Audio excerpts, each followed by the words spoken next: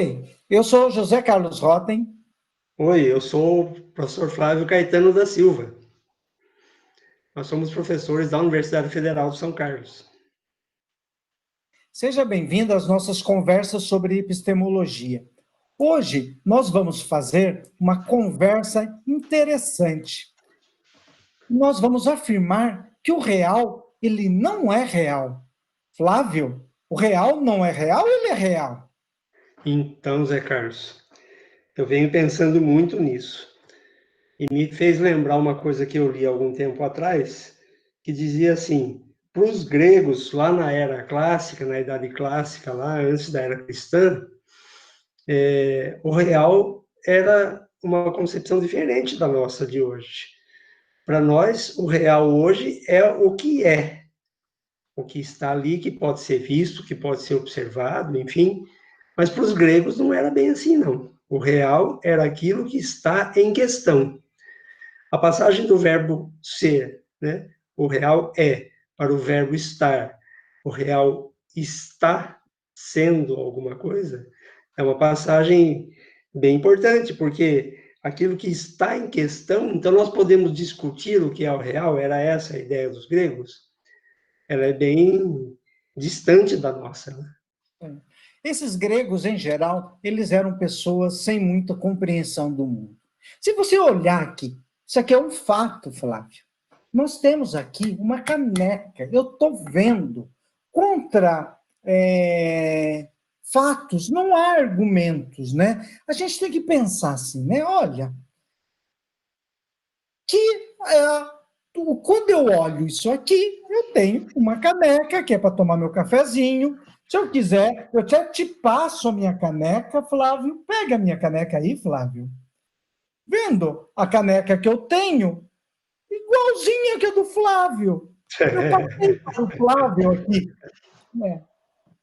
A única coisa é que eu não sei se eu passei para o lado certo. Flávio está desse meu lado, está desse lado, está aqui em cima, está aqui embaixo, ou não está em nenhum lugar, sei lá eu, né? Mas vamos ver. Mas deixa para lá. Mas voltando aqui, né?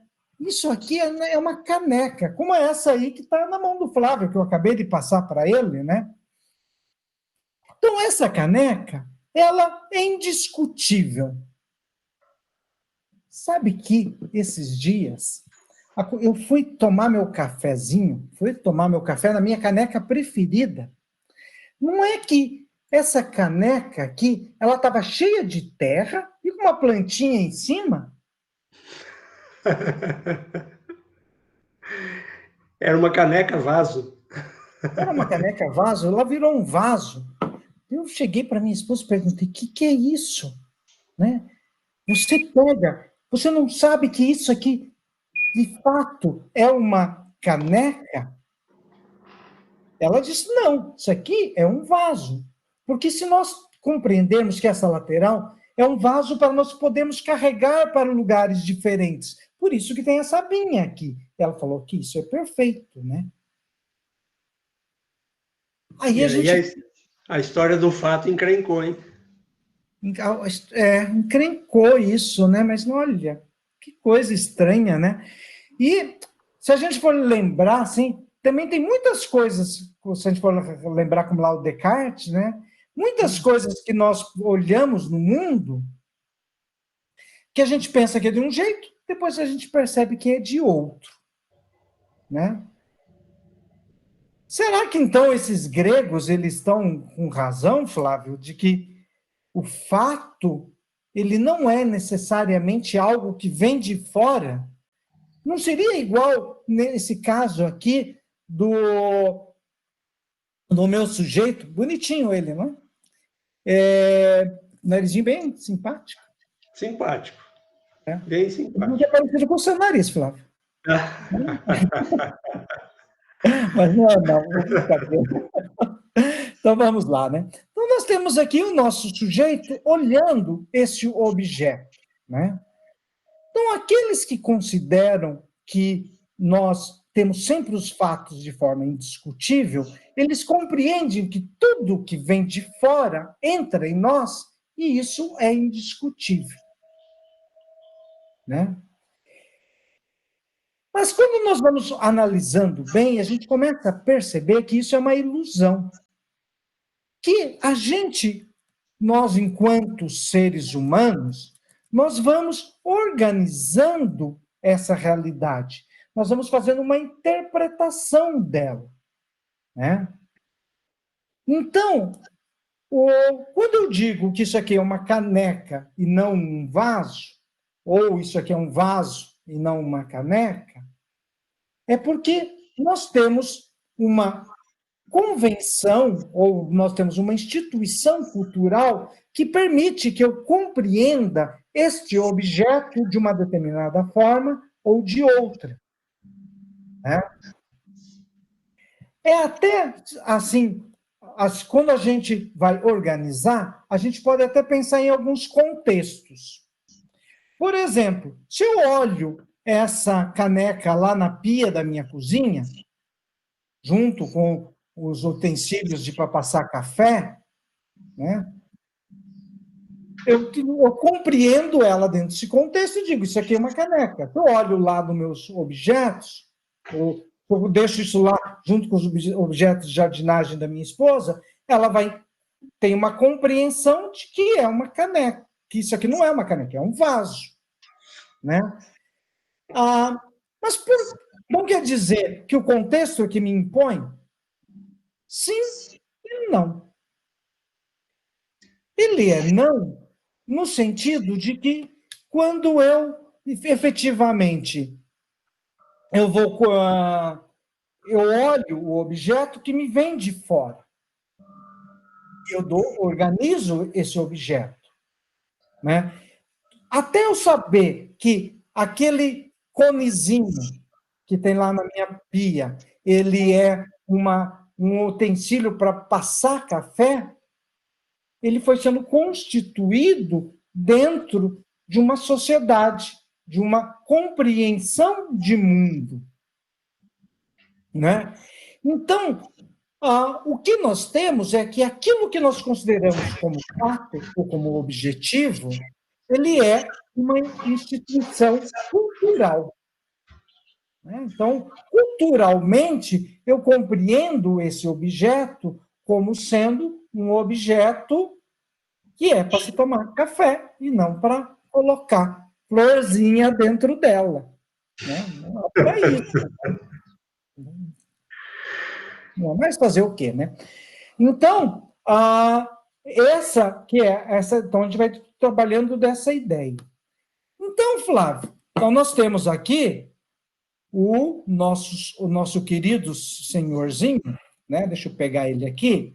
Então, é ele que está olhando o objeto e ele está organizando esse objeto, né? Então, nós temos aí esse sujeito do conhecimento. É aquele que vai conhecer e organizar esse objeto que vem de fora. Como eu posso dizer que para minha esposa o conhecimento é uma coisa e para mim é outra e para o Flávio é outra?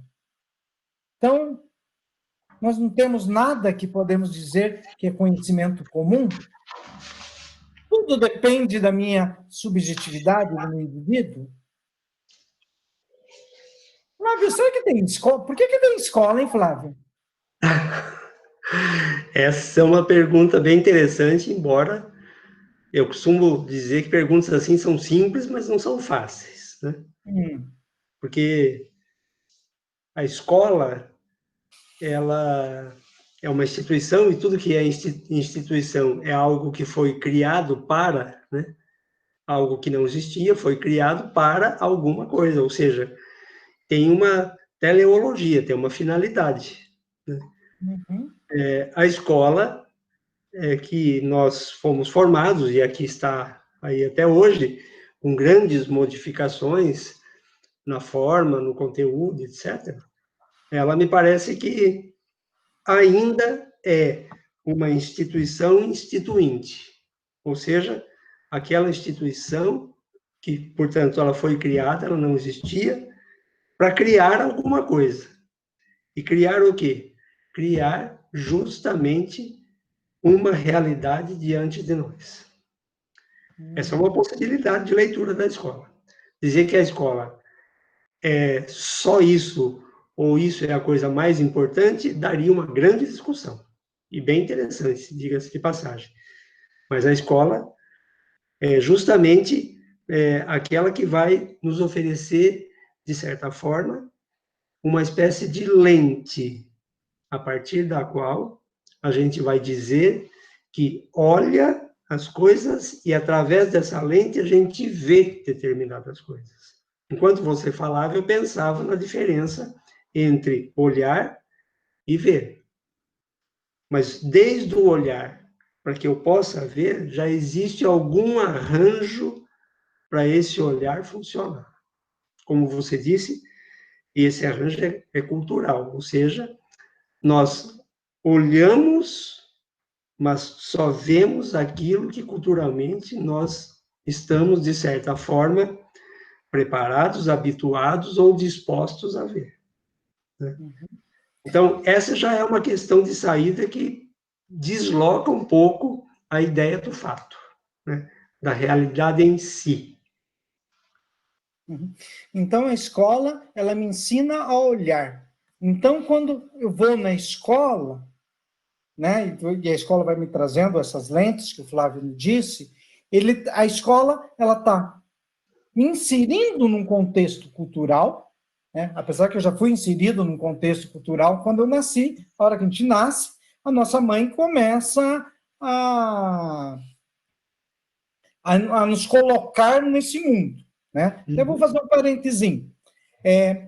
Por que a comida da mamãe sempre é a melhor comida do mundo? Se você perguntar para o Flávio, a melhor comida que ele conhece é a comida da mãe dele. Se você perguntar para mim, o Flávio está enganado, pessoal. Não é a mãe dele, é a minha que cozinha bem. Por que a mãe do Flávio é a melhor cozinheira e a minha mãe é a melhor cozinheira e a tua mãe certamente é a melhor cozinheira? Não é por causa das habilidades delas. Com certeza elas têm, provavelmente as usam com competência. Mas é que, quando a gente nasce, a gente vai comendo a comida da nossa mãe. Então, a gente cria um paladar para aquela comida, né? Então, a gente tem a necessidade de sobreviver, né? Então, a gente acaba com a necessidade do alimento, e a gente vai aprendendo o que é o sabor, né? Então, a gente já aprende com a nossa mãe, com o nosso pai, com a nossa família, com a casa ali, com a mesa da casa, a saber o que é sabor, o que é gosto, e o que é um bom gosto e o que é um mau gosto, correto? E aí, a escola faz a mesma coisa. Ela vai trazendo uma quantidade de conhecimentos, né, que vão sendo construídos socialmente, que nos permitem olhar essa realidade.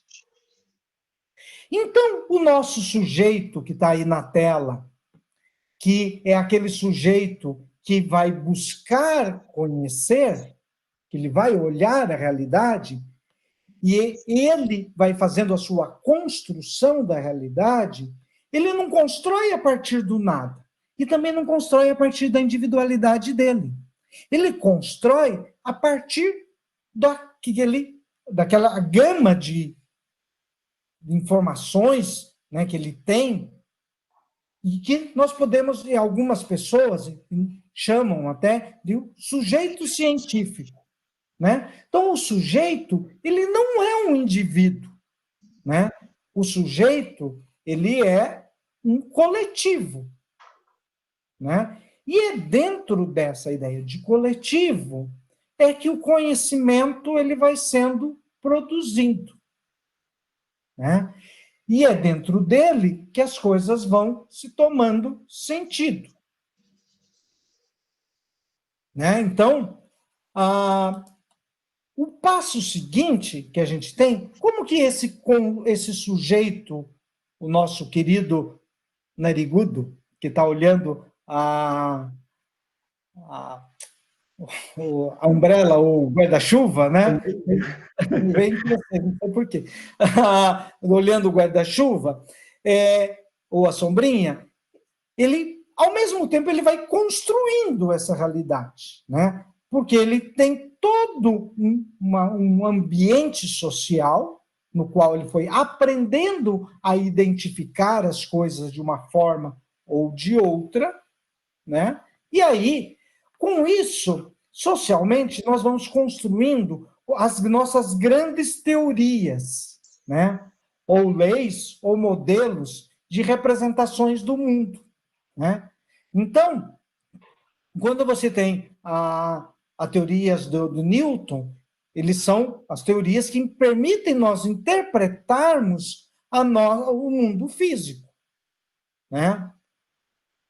E aí, com essas teorias, é que nós vamos construindo a realidade, né? E essa realidade, ela vai sendo construída a partir da observação, que a observação não é algo puro, que vem do objeto para o sujeito, mas é algo que relaciona o sujeito a um determinado objeto, né? Então, essa caneca, ela não existe só na minha mente ou só no meu pensar, mas ela existe no aspecto físico, que eu pego pelo meu tato, pelo cheirinho de café que está dentro dela, né? Ou pela visão, tudo mais, por esses órgãos aí de sentidos, né? E com essa mistura, nós vamos interpretando e conhecendo a realidade. Então, um segundo aspecto que nós temos é de que o conhecimento ele é algo subjetivo, mas ela não é uma subjetividade individual. Ela é uma subjetividade que depende de uma cultura, né? E nós vamos construindo representações teóricas para poder compreender as coisas. E muitas vezes, dependendo até dos nossos projetos e dos nossos interesses, nós usamos um determinado tipo de teoria, né, para ver a realidade, ou utilizamos outras. Por exemplo, quando eu olho pela janela aqui e vejo uma borboleta voando aqui pela nossa aqui por cima, eu posso ter o olhar do biólogo ou eu posso ter o olhar do poeta, né? Imaginou, Flávio, eu chegando para minha esposa e chegando falando assim: amor da minha vida, vejo a borboleta e faço toda uma descrição biológica sobre ela?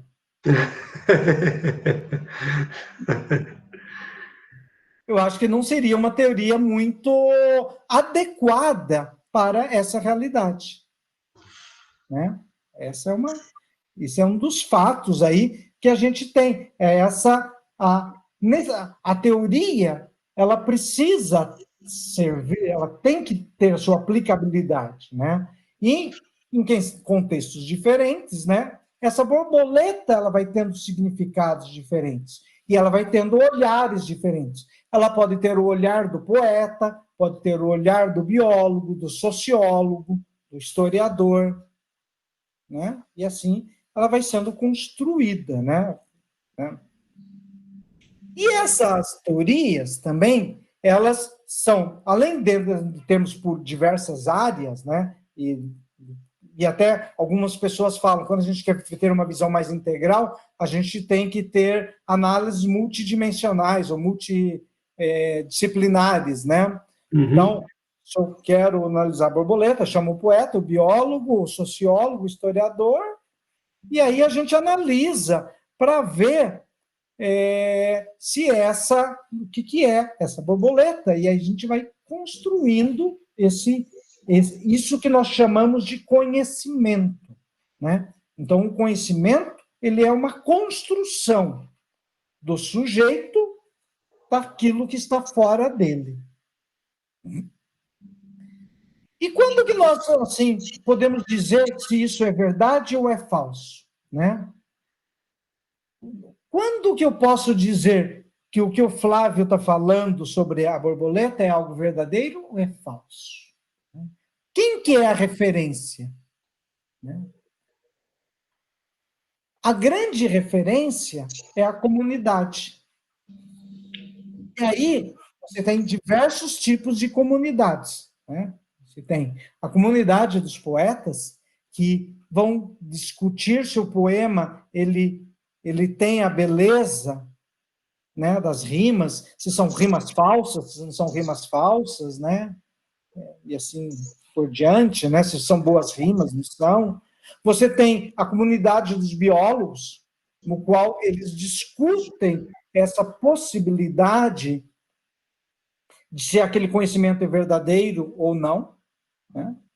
Agora, nessa discussão da vacina, a gente vê aí, né, Flávia, bastante discussões assim, olha, a vacina, ela está sendo discutida lá, foi feito um teste e ela foi publicada numa revista, né? E alguns estão dizendo, por exemplo, a da vacina russa lá que eles lançaram, né? Que daí pelo lado político, ele foi, nós temos a vacina aqui, vamos soltar, tal, tal, tal. Daí a comunidade científica, opa, não pode. Você tem que pegar todos os seus dados e torná-los e publicá-los, né? Por que deve publicar? Só para todo mundo ter conhecimento? Não. Porque a comunidade científica tem que pegar aqueles dados, analisar, fazer a crítica e aí validar ou não validar. Então, a comunidade científica, ela é ela que vai garantir a objetividade de um conhecimento, né?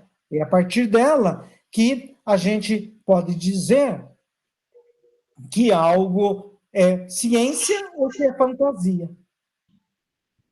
Né? Assim, o que adianta eu produzir? O que vai garantir que aquela vacina, que um ou outro país ou que um outro instituto de pesquisa realizou é uma vacina válida? É se ela segue os protocolos da comunidade científica, né? Se a gente fosse traduzir assim, bem simplesinho, Flávio, a gente poderia dizer, né, que a comunidade científica faz o protocolo da mamãe, né? Então, se você pegou lá a comidinha que você está acostumado, lembra lá pequenininho, que se foi aprendendo a comer com mais ou menos sal, com menos ou mais açúcar, essas coisas foi pegando o gosto, né? Daí você faz, isso aqui não, essa comida é ruim, porque ela está salgada, nossa, né? Tem muito mais sal do que minha mãe colocava na comida. Ou ao contrário, essa comida está sonsa, né? Ela tem muito menos sal do que minha mãe. Os cientistas, eles vão pegar as referências que eles historicamente foram construídas e vão checar se aquela teoria, ou se aquela explicação, ou se aquela vacina, ela atendeu os critérios de verdade, né? Então, a gente não tem a verdade em si, né? A gente tem a verdade que ela é discutida na comunidade, né? E aí, isso gera algumas dificuldades, principalmente, quando a gente for pensar, primeiro, que nós não, quem sabe a gente não tem a ideia da verdade, né? Quem sabe a gente tem a ideia de uma aproximação, ou a verdade validada, né? E, ao mesmo tempo, a gente tem a autoridade da comunidade científica. Se alguém vier com uma explicação diferente, ela também vai ter a dificuldade de ter que lutar com essa comunidade científica, né? Porque pode ser que ela, no futuro, ela se mostre mais, até melhores explicações do que a atual. Mas aí você tem o que depois nós vamos ver lá com o Kuhn, né? Em outros momentos dessas nossas conversas sobre, né, como que isso se relaciona. Mas o que é importante agora, nesse momento, é a gente lidar com essa ideia que a gente tem a comunidade científica, né? Que é ela que vai validar.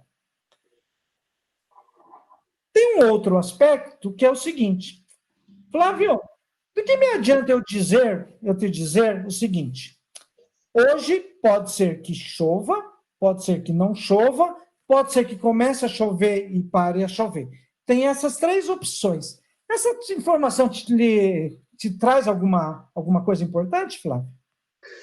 Olha, quando a gente se depara com uma questão como essa, hoje pode chover, hoje pode não chover, hoje pode chover e parar, ela não supõe uma validação a priori. Por quê? Porque nenhuma das proposições é justamente definitiva. E para que as proposições do campo da ciência sejam aceitas, vamos dizer assim, ela tem que ser permanentemente refutável, né? Ah, mas o pode chover, o pode não chover, eu posso provar. Não posso provar porque não, eu estou falando de algo que vai decorrer ao longo do dia. Então, para eu provar, eu teria que previamente ter um modelo teórico que me desse algum parâmetro para eu afirmar, olha, não, hoje vai chover. Mas, no máximo, o que eu tenho no campo da dinâmica atmosférica aí é uma previsão. E a previsão funciona assim. Ela funciona com a afirmação e com a negação ao mesmo tempo. Ah, tem grande chance de chover. Mas a gente poderia perguntar, por maior que seja a chance de chover, vai chover em todos os lugares? Vai chover no estado inteiro, na região sudeste inteira? Vai chover mais nessa cidade ou naquela? Ou não vai? Então, são proposições que dificilmente, a priori, a gente conseguiria, tentando usar algum modelo explicativo, dar qualquer garantia. É diferente do que faz a ciência. Ah, mas a área do controle aí do tempo e tal, da climatologia, ela não é uma ciência? Ela é uma ciência. Né? Mas quando se trata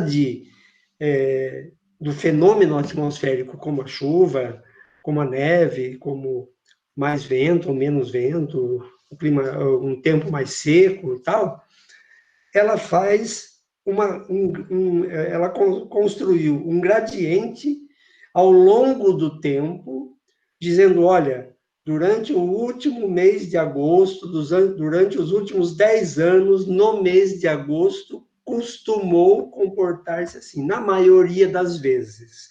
Então, ela cria um modelo de leitura do clima e daquele momento do tempo naquela região. Então, quando ela constrói a previsão, ela constrói mediante um modelo teórico, estatístico, né, que também é um modelo de interpretação, para dizer que é provável que chova. É provável que não chova. Então, porque o que acontece? A chuva, a dinâmica atmosférica, toda essa construção em torno de um fenômeno da natureza é uma forma de tentar entender o mundo, de dizer como é que a gente vê aquilo que a gente olha. Então, ele olha para os dados estatísticos e diz, há uma tendência aqui. Então, inclusive capturando as mudanças, né, que também são tendências dentro de uma tendência mais geral. O que isso quer dizer? Quer dizer que ele não dará a garantia da chuva nesse campo da climatologia. Ele vai dizer, há uma perspectiva elevada de tantos por cento, 70%, 60%, 90% de chance de acontecer tal coisa. A chuva, a ausência dela, enfim. O importante é que é estranho quando a gente ouve uma previsão do tempo e que diz assim, está previsto chuva para amanhã. Aí amanhece com sol, passa o dia inteiro com sol, algumas pessoas dizem assim, tá vendo? Esse povo do tempo nem sempre acerta, né? Viu? Não tem como eles acertarem, não, é um modelo teórico. O modelo teórico não tem certo e errado. Ele tem o previsível, ele tem o analisável do ponto de vista estatístico, também do ponto de vista qualitativo. Senão, eu só poderia dizer aquilo que já ocorreu. Eu não teria como dizer o que pode ser que aconteça. Mas para que a gente quer saber o que pode ser que aconteça? Faz muita diferença. Pensa na agricultura. Pode chover durante todo o mês de agosto, ou pode não chover. Para a agricultura faz uma diferença enorme. No campo da produção de alimentos, né? Então, e mesmo nas cidades, se chove ou se não chove, se faz frio ou se não faz frio, se está começando uma época de vender roupa de frio, ou se está terminando essa época. Então, tem todo um arranjo social que ocorre em função dessas afirmações que são sempre hipóteses a serem testadas, como está no slide, como o Zé Carlos já falou. Uhum. E é isso mesmo, né, Flávio? Que a gente pega assim, e que não adianta a gente falar, pô, eles erram. O que é o importante na ciência é você arriscar. Você, claro que arriscar a partir dos seus modelos, a partir de uma forma Claro. consciente, clara, bonitinho, né? Seguir os protocolos da ciência. Mas, enquanto você tem uma teoria que não pode ser recusada, né? Então, se ele disse lá, vai chover, mas amanhã, no outro dia, fez sol, né? Quer dizer que o modelo dele falhou. Ok, falhou. Então é uma previsão científica, né? Porque ele pode ser recusado. Quando eu tenho afirmações que são extremamente verdadeiras, que não tem como recusar, elas são pouco científicas. Por exemplo, no caso de vai chover e não vai chover, sei lá eu, né? Uma das duas coisas vai acontecer, e qualquer coisa que eu disser amanhã, acontecer amanhã, eu vou estar certo. Isso não é uma hipótese científica, porque eu não posso, né, ela não pode se mostrar falsa. Então, se nós vamos pegar lá a partir do Popper, ele vai apontar o seguinte, olha, nós não podemos dizer nunca se uma ciência ou uma teoria ela é verdadeira. Mas eu posso dizer que ela é uma boa teoria, pelo trabalho da comunidade científica. E ela é científica se eu consigo, se eu digo em quais condições ela pode ser falsa. Né? O exemplo mais típico lá que o Popper dá é dos cisnes, né? Que se você tem, ele fala assim, todos os cisnes são brancos. Ela é uma teoria refutável, porque se eu ver um dia um cisne preto, ele deixa de mostrar que aquela teoria chega a ser falsa. Né? Então, uma teoria ou a ciência, ela sempre tem que estar ligado com essa ideia de que você tem que arriscar, né? Uma ciência, ela arrisca a partir das suas concepções, de suas teorias, né? Ela faz chutes, que são as hipóteses, né? O conhecimento científico ele sempre é baseado em hipóteses, né? O modelo diz que há a hipótese de que amanhã não vai chover, e podemos sair de manhã, ou podemos já arrumar as roupas para ir à praia, né? Então, né, você já faz toda a sua previsão de vida, mas ela pode falhar, né? E aí, E por fato dela poder falhar, que ela se torna mais científica. E aí a questão é a seguinte, por que ela falhou? Daí você vai criando novos modelos e novas explicações, né? Aí, Zé Carlos, só um minuto. Tem uma coisa que acho que vale a pena assinalar, que, assim, eu tenho pensado muito nisso. O que é que a gente faz com o conhecimento nessa hora? Como é que a gente busca, como é que a gente reconhece, como é que a gente identifica, inclusive, algum critério de verdade, algum critério que possa nos dar alguma segurança. Os modelos teóricos são isso, possibilidades de afirmar coisas. Eu costumo chamar a teoria de uma boa aposta. Eu posso fazer várias apostas, mas tem algumas delas que não são boas. Eu tenho um time muito bem preparado, treinado, coeso, há anos jogando junto. E um time que foi juntado de última hora, e na hora que eles entrarem em campo, a chance do segundo apanhar a beça do primeiro é grande. Mas não existe nada neste mundo que possa me fazer afirmar com absoluta certeza que o time mais preparado vai vencer o menos preparado. A questão de sorte, de azar, eu não estou falando disso. Eu estou falando de modelos teóricos previsíveis. Ou seja, nós podemos fazer toda uma discussão em torno do que é preparar um bom time, do que é montar um bom time. É o caso da chuva e da ausência da chuva. É a mesma coisa. A diferença é que um é fenômeno físico, o outro não é. O fato é que os modelos teóricos são isso. Boas apostas. Quando a gente verifica um modelo teórico que falhou aqui, falhou ali, falhou lá, e a gente percebe que ele está escorregando pelas tabelas, as afirmações que ele nos permite fazer vão caindo uma a uma, é lógico que a gente vai colocar em xeque se o modelo teórico é bom. Né? Por isso que eu disse que a teoria ela é uma boa aposta. Ela é uma boa aposta, como o Zé Carlos falou várias vezes, se ela seguir os protocolos da ciência. Mas eles são passíveis de erros.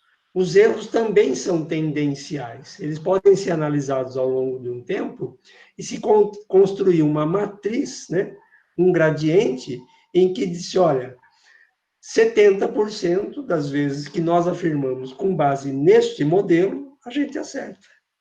Porque se 70% das vezes a gente erra, então o modelo não é bom. Eu tenho que mudar as bases, né, ou mudar o próprio modelo.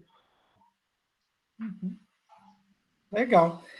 Então, a gente, meio terminando, né, a gente pode até falar, né, que a ciência, né, ela é uma tecnologia destinada a fornecer interpretações do mundo, né, e essas interpretações, ela correspondem aos nossos projetos em relação a esse mundo, né?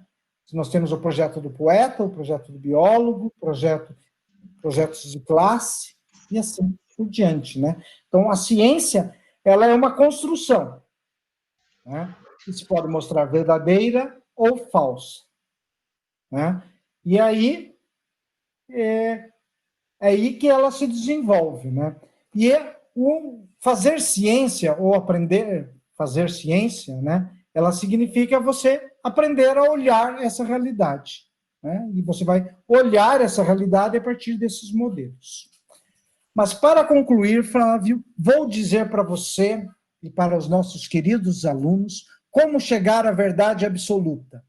Então, anotem aí. Primeiro, acabou o tempo, Flávio. Ai, que pena. A verdade absoluta vai ficar para outra hora.